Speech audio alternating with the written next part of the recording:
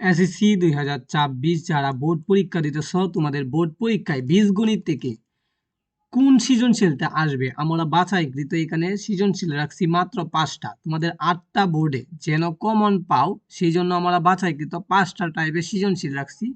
তোমরা অবশ্যই বীজগণিত থেকে এই 5টা সৃজনশীল কি করবা, ভালো করে শিখে যাইবা। তো আমরা চলো তোমাদেরকে 5টা সৃজনশীল উত্তর সহকারে দেখাইতেছি। তোমরা এই যে এই সৃজনশীলটা দেখতেছ 1 নম্বরে রাখা হয়েছে, এটা তোমরা ভালো করে প্র্যাকটিস করবা।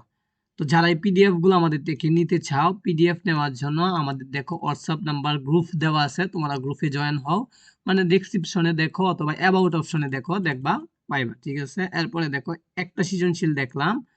তারপরে যদি আমরা দেখি এই যে 2 নাম্বার যে সৃজনশীলটা আছে না ভাইয়া, এই 2 নাম্বার সৃজনশীলটা তোমরা শিখবা। দেখো পি এর মান নির্ণয় করো, এটার মান নির্ণয় করো। তারপরে কি করছে, প্রমাণ করো যে এই যে এটা দেখছো না, P to the power 5 plus 1 by P to the power 5 সমান সমান 724। এটা তোমাদেরকে কি করতে বলা হয়েছে, প্রমাণ করতে বলা হয়েছে।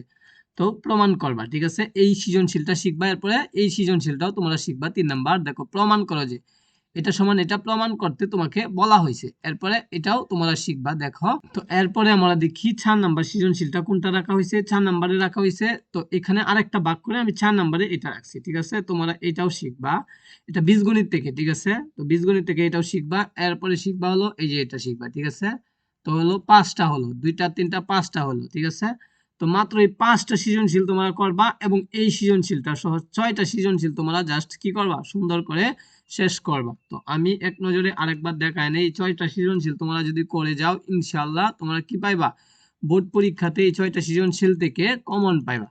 তো আমি কিন্তু যে যে সাজেশন দিচ্ছি সেগুলা থেকে ইনশাআল্লাহ কমন আসে। ঠিক আছে, তো এই সৃজনশীলটা তোমরা দেখে নাও। তো সকলকে ধন্যবাদ ভিডিওটি দেখার জন্য। পরবর্তী ভিডিওতে আমি সৃজনশীল অথবা এমসিকিউ এর ক্লাস দিব, যেগুলাতে তোমাদেরকে বোঝানো হবে। ঠিক আছে, তো এই পিডিএফ গুলা নেওয়ার জন্য আমাদের হোয়াটসঅ্যাপে যোগাযোগ করতে পারো।